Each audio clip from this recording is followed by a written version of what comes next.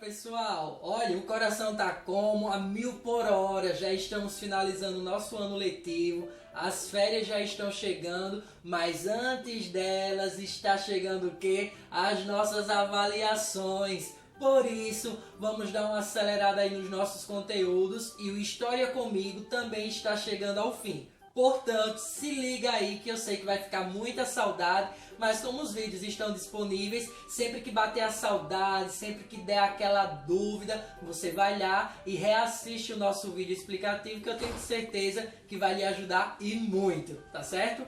Hoje nós vamos falar um pouco sobre a abolição da escravatura, tá certo? Pessoal, pensa aqui comigo. Tinha muita lavoura no Brasil, tá certo? E precisava de pessoas para trabalhar, ou seja, para semear, cultivar, tudo mais. Quem é que estava trabalhando nessa época? Os indígenas. Então já temos aqui o nosso primeiro tópico da aula. A mão de obra indígena nas lavouras. Então eles eram super explorados. Olha só, eles eram os donos das nossas terras, ou seja, das terras que hoje nós conhecemos como Brasil. Só que agora eles estavam escravizados. Eles não tinham a liberdade de cuidar da natureza como eles eram acostumados. Eles eram obrigados, forçados pelos europeus, especificamente pelos portugueses, para trabalharem, para explorarem a natureza de uma forma desequilibrada, sabe, sem ser meio que ecológico e por aí vai, sustentável, tá certo? Então eles estavam trabalhando à beça.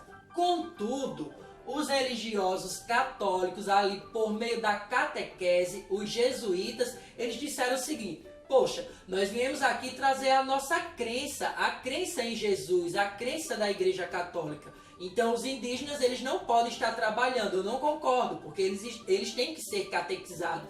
Então eles têm que estar disponíveis simplesmente para nós. Os portugueses gostaram, os colonizadores, olha o dedinho, vai gerar uma grande treta. Só que além disso, os portugueses disseram, a gente não pode colocar os de casa para trabalhar, beleza, vamos lá para a África. Daí vai começar aquele processo de, como é que eu posso falar, de transformar o negro em mercadoria. Então vai ser alimentado aí os navios negreiros que transportavam os negros. Lembram que os negros lá na África, na verdade, eles já eram escravizados, só que com uma escala um pouco menor, tá certo? E a escravidão deles era por conta de quê? Se você cometesse algum delito, algum crime, se fosse uma escravidão pelo quê? Por dívidas, tá certo? Era esse o tipo de escravidão naquela época. Só que eles começaram a ser vendidos como mercadoria. Em compensação, os portugueses estavam dando para os reis lá daquele império africano, dos impérios, dos reinos africanos,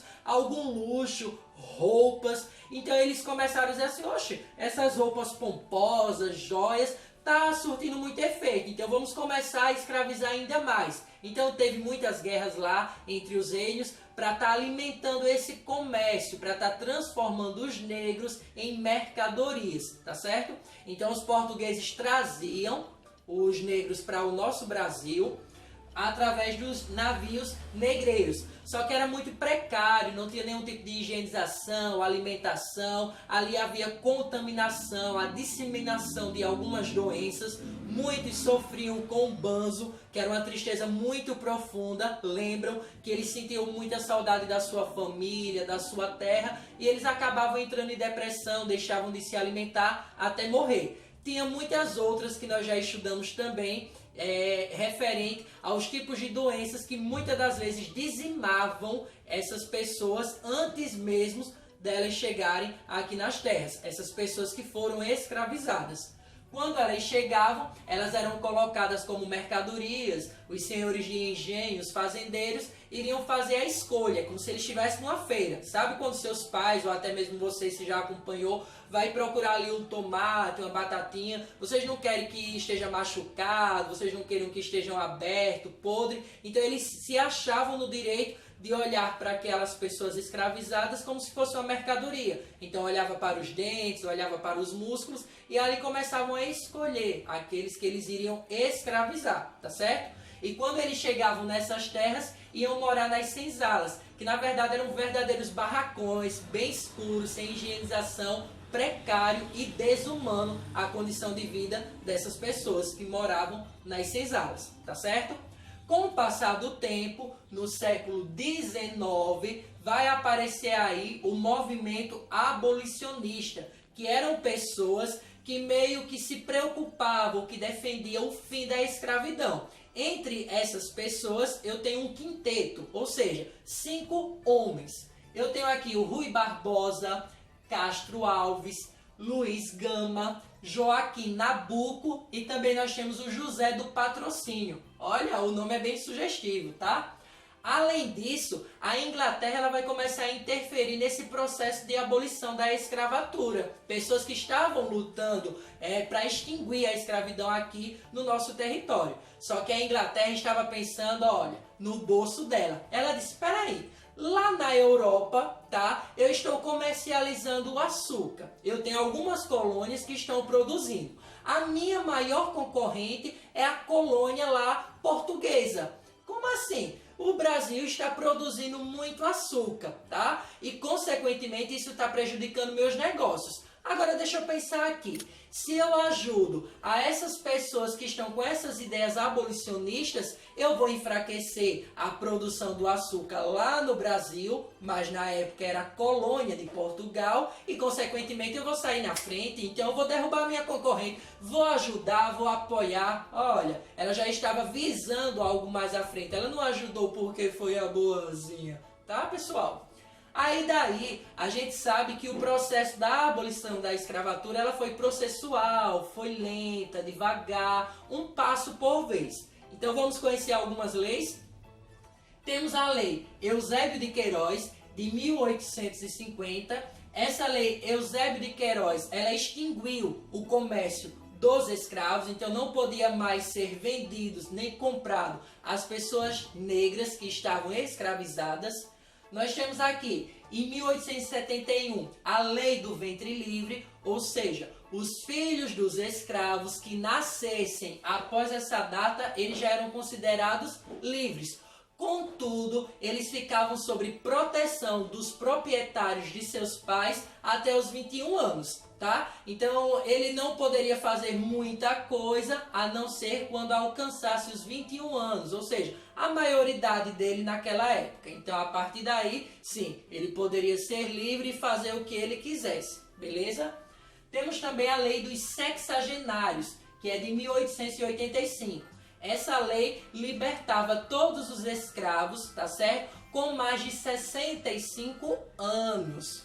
E por último, nós temos a lei de 13 de maio de 1888, que é conhecida como a Lei Áurea. Ou seja, a princesa regente, a princesa Isabel, filha de Dom Pedro II, enquanto seu pai viajava, ela acabou assinando essa lei, que agora de vez abolia a escravidão. Se liga aqui. 1850 para 1871 foram 21 anos que se passaram. De 1871 a 1885, 14 anos se passaram. A gente já tem aí 35 anos. E de 1885 para 1888, mais 3 anos.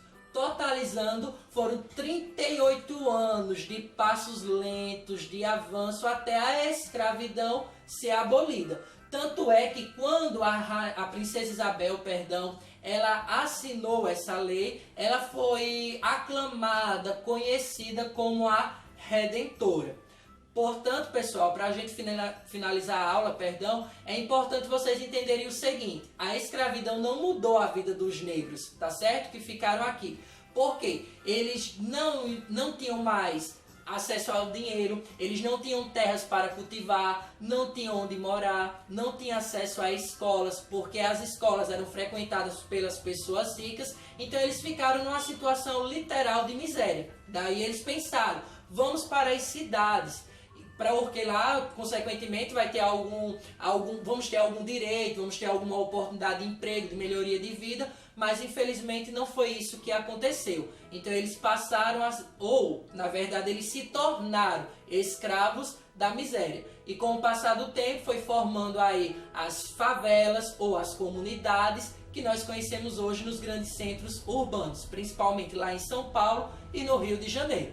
Espero que vocês tenham entendido um pouco sobre essa trajetória da abolição da escravatura e que também vocês possam entender um pouco sobre esse resumo que eu trouxe sobre as leis que também favoreceram por um lado, mas meio que prejudicou ou intensificou alguns problemas que essas pessoas escravizadas já vivenciavam, tá certo? Então eu te espero na próxima História Comigo. Beijos, tchau, tchau!